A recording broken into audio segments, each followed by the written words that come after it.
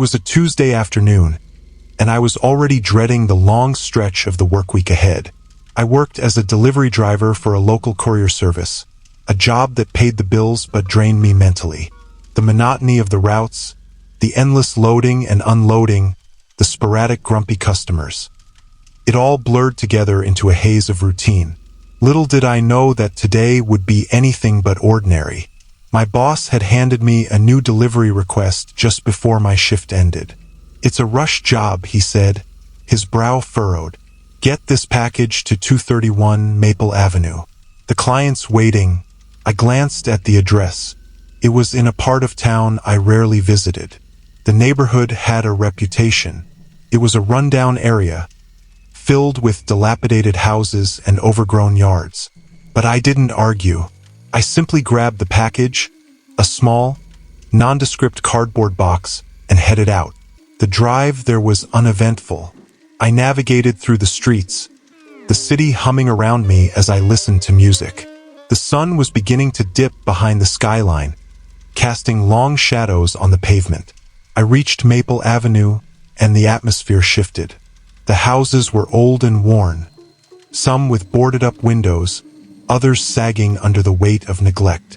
A chill crept into my bones as I parked in front of the designated address. I glanced at the box in my hands. It felt oddly heavy for its size, and a sense of unease washed over me. I shook my head, dismissing the feeling. It was just a delivery. I'd done it 1,000 times before.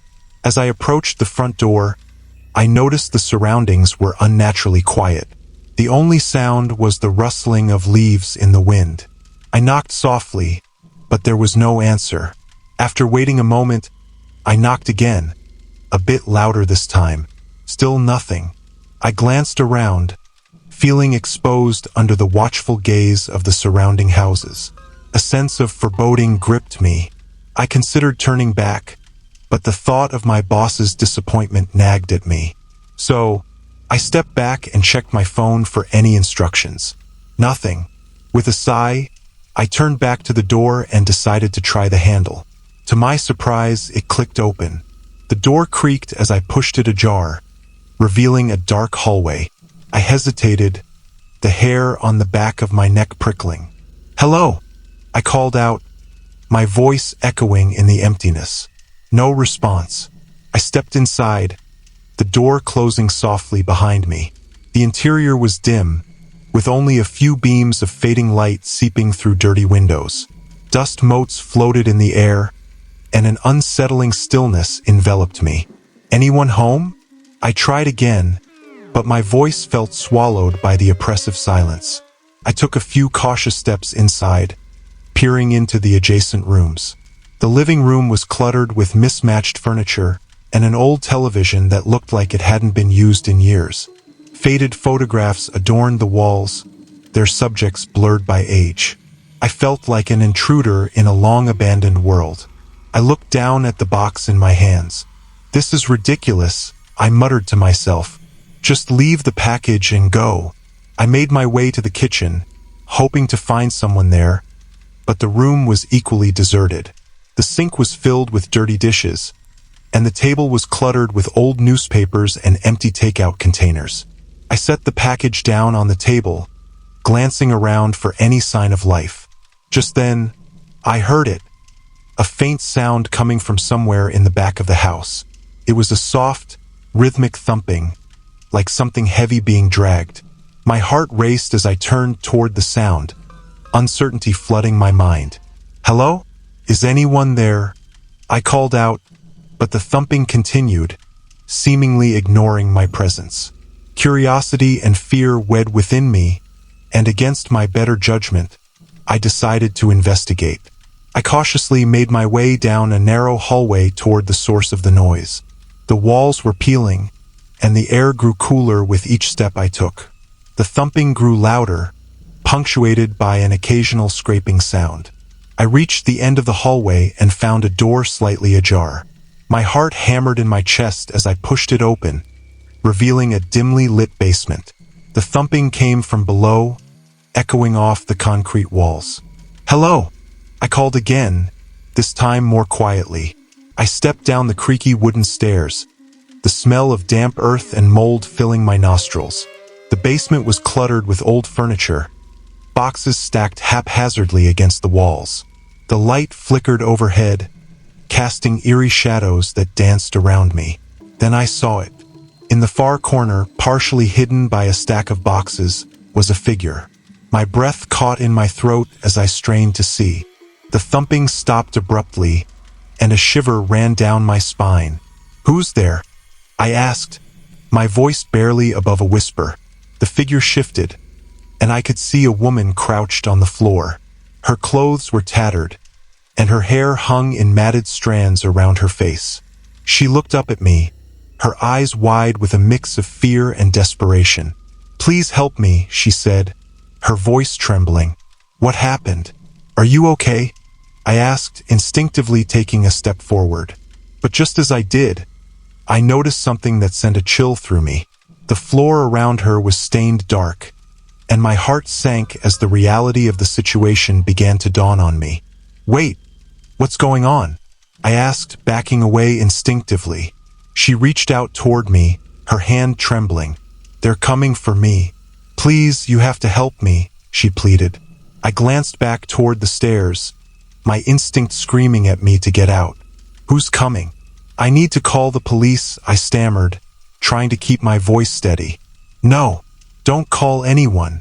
They'll know," she cried, her eyes darting toward the shadows as if expecting someone to emerge at any moment. A low thud echoed from the upper floor, sending a jolt of panic through me. My heart raced as I realized I wasn't alone in this house. "Please, you have to believe me," she pleaded, her voice rising in urgency. "They won't stop until they find me." I was torn. My instinct screamed at me to flee, but something in her voice made me hesitate. "What do you mean? Who are they?" I asked. She glanced over her shoulder, her expression a mixture of terror and desperation. "They're the ones who took me. They want to finish what they started." I felt a cold sweat break out on my forehead. "I need to go," I said, my voice shaking.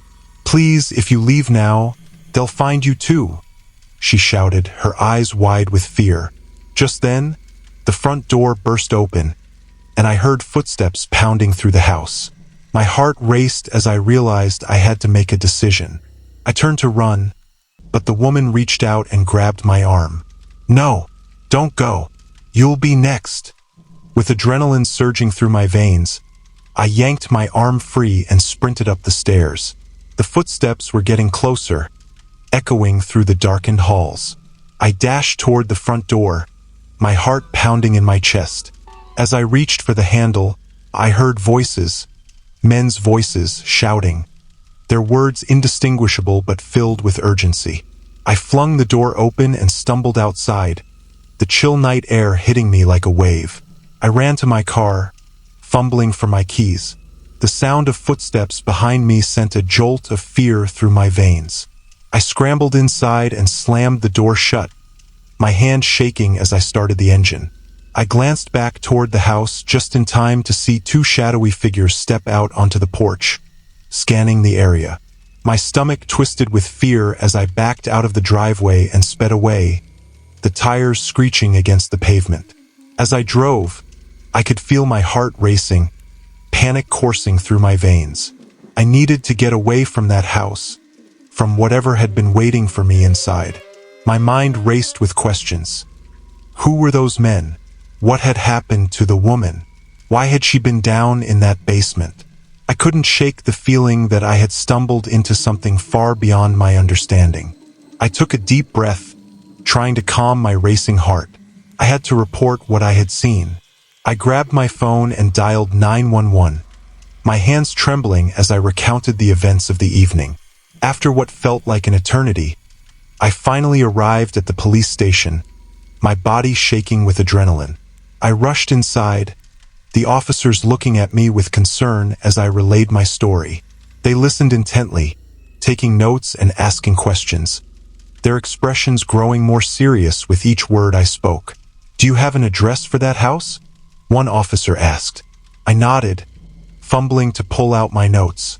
231 Maple Avenue, I replied, my voice trembling. You have to go check on her. She needs help.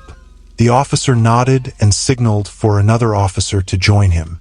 We'll send a unit to check it out, he said, his tone serious. But I need you to stay here and answer a few more questions. As they led me to a small room for further questioning, I couldn't shake the feeling of dread settling in my stomach. The woman's terrified face haunted me, her desperate plea for help echoing in my mind. Hours passed as I recounted every detail. My nerves frayed as I waited for news. I was desperate to know if they found her, if she was safe. But as the night dragged on, I began to worry that I had gotten myself involved in something I couldn't understand. Finally, after what felt like an eternity, one of the officers returned, his expression grim. I'm sorry, he said, his voice low. There's no one at the address. The house has been abandoned for years. My heart dropped, disbelief flooding my mind. What? That can't be right. I saw her. The officer shook his head. We checked the entire area. No signs of anyone living there. Are you sure about the address? I felt my world spin. Yes, I'm sure. I saw her. He paused, his eyes searching mine. Listen, we'll continue to investigate, but I need you to take a moment to gather your thoughts. I sat there, numb as the reality sank in. Had I imagined her? Had the stress of my job finally caught up to me? As I left the police station, the weight of uncertainty settled heavily on my shoulders. I knew I'd never forget that woman's pleading eyes, the desperation in her voice. In the days that followed, I couldn't shake the feeling that something had gone horribly wrong. I became obsessed with the memory of that house, the woman, the fear. I drove by 231 Maple Avenue several times, hoping to find anything that would provide clarity. But each time, I found nothing but an empty shell, a reminder of a nightmare I couldn't escape. As the weeks turned into months, I tried to move on, but the weight of that day lingered, a dark shadow on my thoughts. I often dreamed of her, trapped in that basement, begging for help. The memories haunted me, and I knew deep down that I could never truly forget. Sometimes, late at night, I could swear I heard her voice calling out to me from the depths of my mind, reminding me of the darkness I had encountered and the reality I could never fully understand. And even now, as I drive the familiar routes for my job, I find myself glancing nervously at the shadows, the spaces between the houses, always feeling like something is lurking just beyond my line of sight. I can't help but wonder if she is still out there, waiting for someone to hear her, for someone to believe in her story. And as the darkness settles in each night, I know one thing for certain. I will never feel safe again.